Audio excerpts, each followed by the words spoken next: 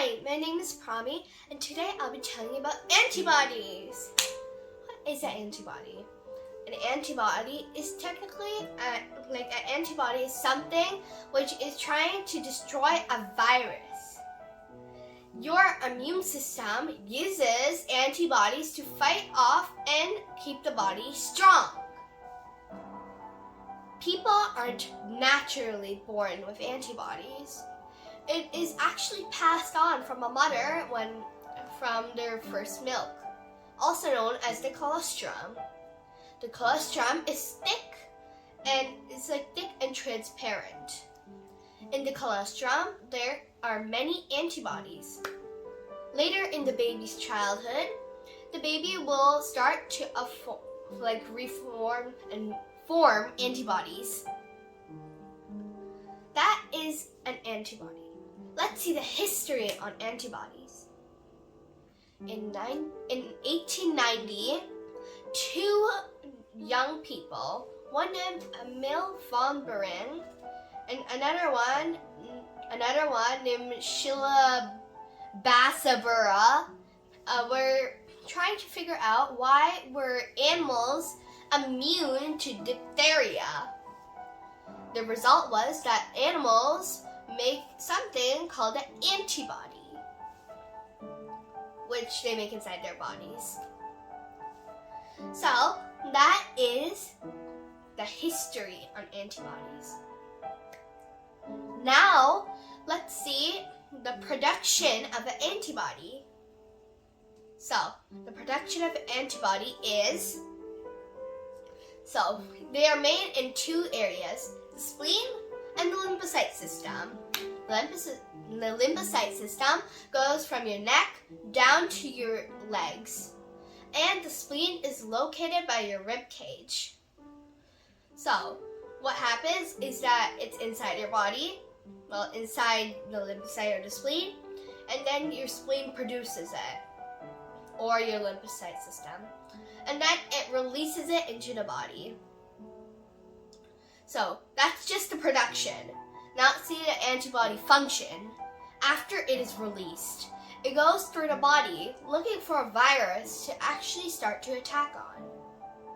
Many antibodies gather up together and go on one virus.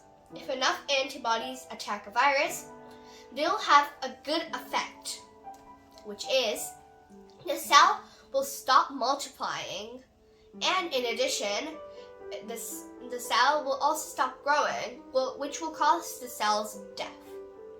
So right now, the antibody wraps onto the, literally goes onto the virus, and it takes one of the main parts of each virus or disease. So when it takes the main parts, at that time, the production of the actual thing stops. And then that time, that particular cell is dead, harmless to the body. So that is the function of an antibody. Just one more thing is when it takes the main parts, it fights the body's other viruses. So it's technically now a fighting cell. So that is the actual actual function of an antibody. Now let's see the types of antibodies. So there are two antibodies, a cold one and a hot one. It's not exactly a hot one, but it technically just means it acts at body temperatures. So what it means is that, these hot ones, it only fights with the ones that fight at body temperature. For example, these are the ones which usually don't refer to a cold. So it starts fighting, only the hot ones fight at body temperatures. And the cooler ones, also known as the cold ones, are fighting only at cooler temperatures. And if you don't understand that, it technically means body temperature. When the body temperature is lower than usual, that time there comes the cool antibodies, and when it's at normal body temperature, it means that the hot antibodies come. One rare disease called autoantibody is when an antibody reacts on the own tissue, which technically means that an antibody is actually fighting the body instead of actually fighting the virus. This technically happens when the antibody, once made, is like malfunctioning. So then all of the antibodies are supporting that one antibody, which makes all the antibodies fight their own tissue. Then its survival is very hard. That is another very rare type, very, very rare type of antibody. Now let's see a very important, well, not a very important organ, but an organ in your body. This is one of the least known organs that a person knows. This organ is called the spleen. The spleen, one of the most important, one of the organs for the immune system, is the one that makes the antibodies inside your body. Your spleen makes antibodies, makes sure that your blood is clean like the liver, and many various other jobs that the liver also does.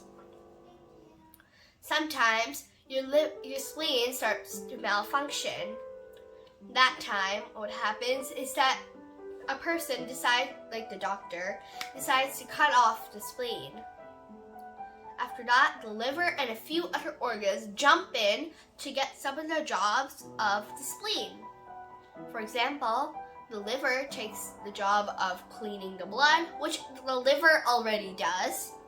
And then they also has something where the liver produces antibodies, which is a lot of jobs for the liver. Fun fact is that it does 500 different jobs.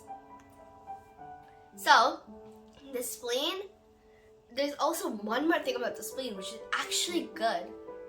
On the mains, most people have a second spleen, which means the first one is here, the main one is this much, and then there's a smaller one which is that much.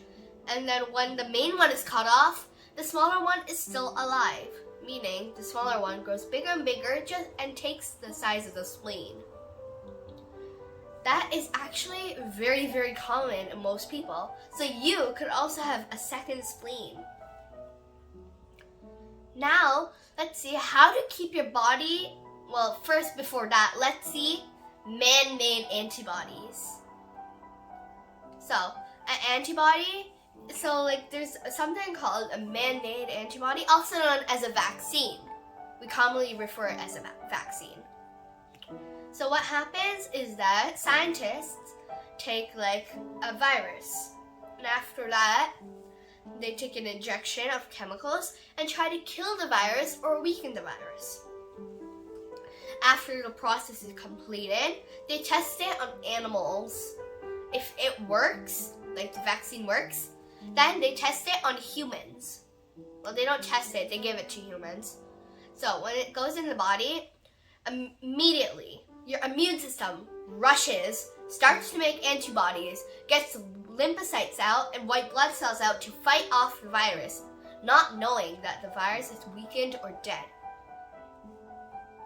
So that time, your body becomes sick and all the things like a normal cold, except there is no chance that you're gonna die. So, what happens is antibodies start attacking that one virus, and all of a sudden, you just have lots of antibodies from a vaccine.